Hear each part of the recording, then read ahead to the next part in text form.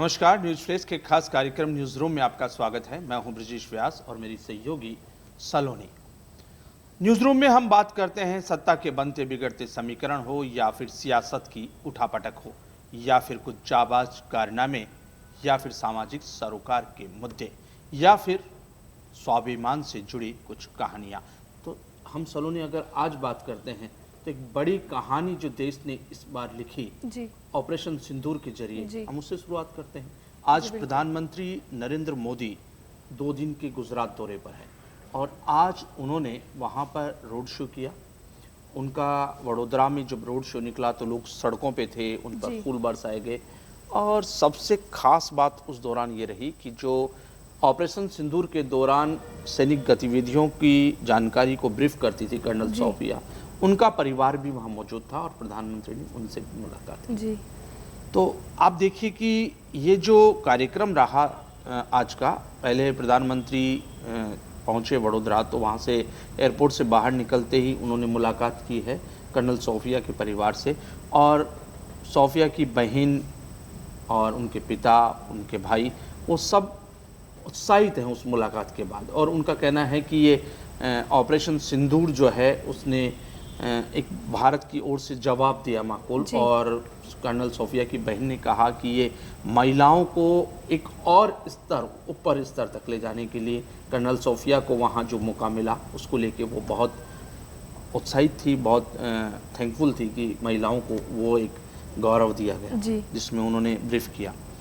उन्होंने वहाँ पर जो रोड शो किया वडोदरा में, वडोदरा के बाद वो उनका जो काफिला है वो पहुँचा दाऊद में और दाऊद में प्रधानमंत्री ने कहा कि 140 करोड़ भारतीयों को जो ललकारेगा, जी, जो हमारे यहाँ की बहन बेटियों के सिंदूर उजाड़ने की बात करेगा, हम उसको उजाड़ देंगे। और वो उजाड़ा हमने और वो बताया हमने कि किस तरीके से भारतीय सेनाओं ने वहाँ उनके एयरबेस को उड़ा दिया, उन आतंकवादियों की जो ठिकाने थे उनको ध्वस्त किया गया। ये सब जानकारी और ये सब कुछ बात उन्होंने वहाँ दाऊद में की। उन्होंने ये भी विश्वास दिलाया कि हम आतंकवाद को किसी भी स्तर पर सहन नहीं करेंगे। जी बिल्कुल। 2 दिन रहेंगे मुख्यमंत्री गुजरात में और 2 दिन में आज वो उसके बाद भुज और उसके बाद अहमदाबाद पहुंचेंगे और कल उनका गांधीनगर में कार्यक्रम है। कुल मिलाकर गुजरात में जिस तरह से जनमानस उमड़ रहा है, जिस ढंग से स्वागत सत्कार कर रहा है, फूल बरसा रहा है, उससे साफ है कि ऑपरेशन सिंदूर के बाद भारतीय जनमानस का जो मनोबल है, जो उनके देशभक्ति का ज्वार है, वो किस कदर उठा हुआ है। जी बिल्कुल। और यही जो बात है वो बताती है कि हम लोग सहन करते हैं तो एक सीमा है और उसके बाद अगर कोई ललकारता है तो फिर उसका माकूल जवाब दिया जाता है। जी बिल्कुल। ये बात भी उठ रही है कि प्रधानमंत्री मोदी गुजरात में हैं और कर्नल सोफिया से और कर्नल सोफिया के परिवार से उन्होंने मुलाकात की। लेकिन क्या कर्नल सोफिया पर टिप्पणी करने वाले बीजेपी के उन मंत्री के खिलाफ अब तक कुछ कार्रवाई हुई?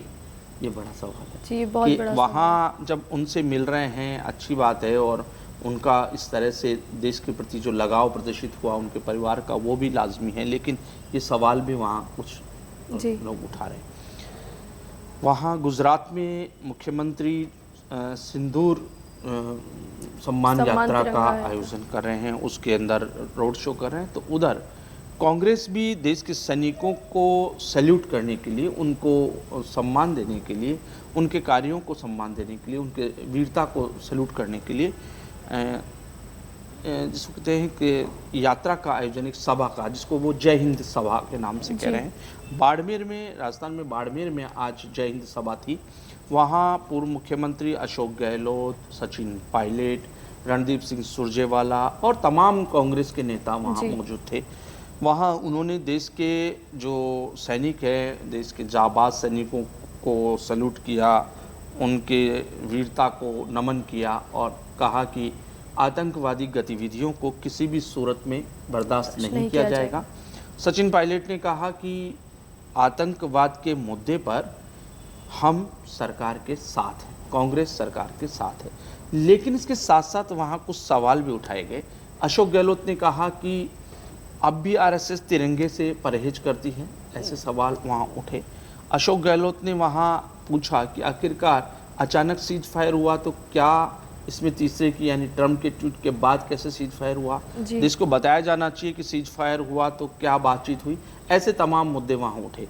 तो ये एक तरफ प्रधानमंत्री पर फूल बरसाए जा रहे हैं गुजरात में, तो दूसरी तरफ सैनिकों का मनोबल बढ़ाने के लिए जयंती सभा का आयोजन है।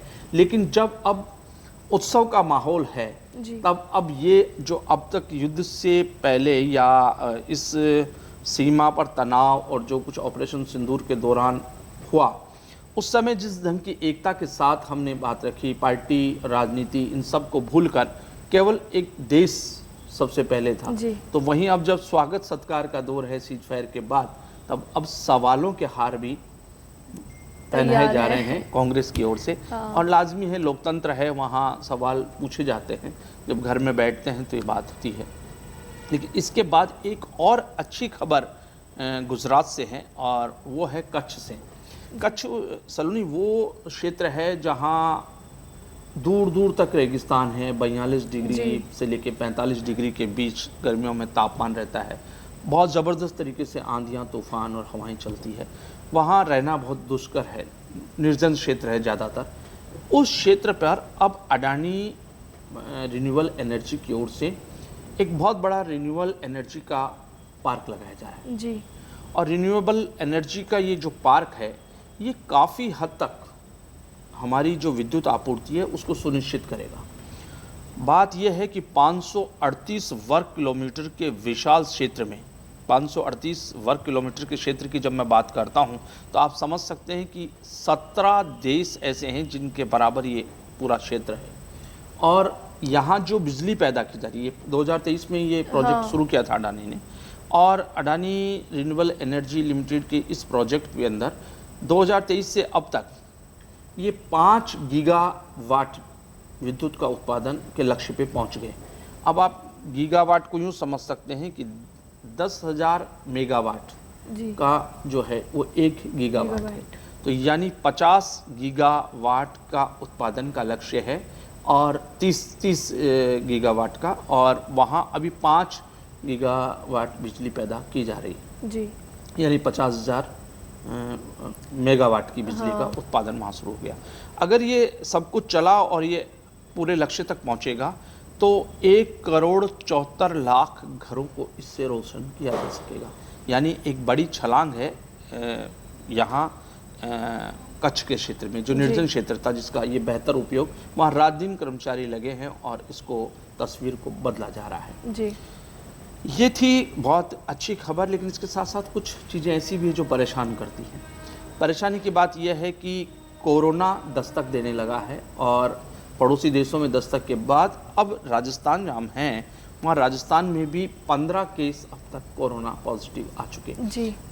थोड़ी सी चिंता की बात यह है कि अब की बार बच्चों में ये वेरिएंट ज़्यादा असर कर रहा है। एक 2 माह के बच्चे के अंदर ये वेरिएंट आया नागौर में, तो एक 39-38 दिन की बच्ची में ये वेरिएंट पाया गया जोधपुर में।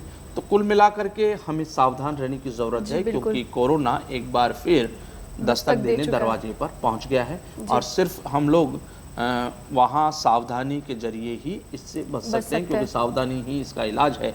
चिकित्सकों का कहना है कि अभी भी कुछ सटीक दवा इसकी आई हो ऐसा नहीं है, लेकिन चिकित्सक ये भी कह रहे हैं कि डरने की बात नहीं, क्योंकि ये जो वेरिएंट है बहुत माइल्ड है और सबने डोज ले रखी है, सबके लगे हुए हैं टीके, तो इसलिए इस बार जो अगर कहीं कोरोना का असर हो भी रहा है तो वो माइल्ड असर है, बहुत छोटा है, बुखार वगैरह आके और उतर जा रहा है, कोई गंभीरता के लक्षण अभी दिखाई नहीं दे रहे, फिर भी हमें सावचेत रहना चाहिए। बिल्कुल। एक और खबर जो है वो आज युवाओं से संबंधित है कि एसआई परीक्षा निरस्त होगी या रहेगी, इसको लेकर बड़ा कशमकश चल रहा है। और चाहे किरोड़ीलाल मीणा हो बीजेपी के नेता या फिर हनुमान बेनीवाल हो, वो सब इसमें कूदे हुए हैं और सरकार को ये बताना था कि उनका स्टैंड क्या है। सरकार तय नहीं कर पा रही कि वो इस परीक्षा को आगे जारी रखेगी तो कैसे, क्योंकि पिछली जो भी एजेंसियां थी वो ये कह चुकी कि परीक्षा निरस्त करनी चाहिए, लेकिन सरकार को जवाब देना था कोर्ट में, हाई कोर्ट में।